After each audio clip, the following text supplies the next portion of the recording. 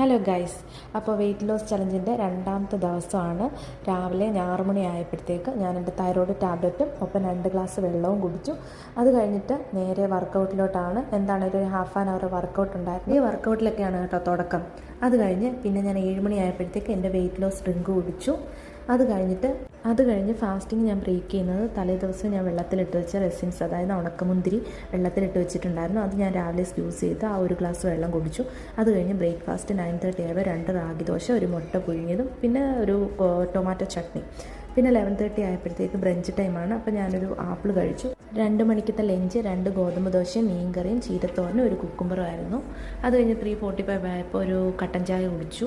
പിന്നെ 5:30 ലാസ്റ്റ് ഫുഡാണ് ഒരു ബനാനയും പിന്നെ ഒരു ബോയിൽ എഗ്ഗും. അത് റോബസ്റ്റാണ്. അത് കഴിഞ്ഞ് ഡ്യൂട്ടി കഴിഞ്ഞ് വന്നിട്ട് ഞാനൊരു 45 മിനിറ്റ്സ് നടന്നു. ഇതിൻ്റെ ഇടയ്ക്ക് ഞാൻ നന്നായിട്ട് വെള്ളം കുടിക്കുന്നുണ്ടായിരുന്നു. അപ്പോൾ രണ്ടാമത്തെ ദിവസം നല്ല സൂപ്പറായിട്ട് കഴിഞ്ഞു.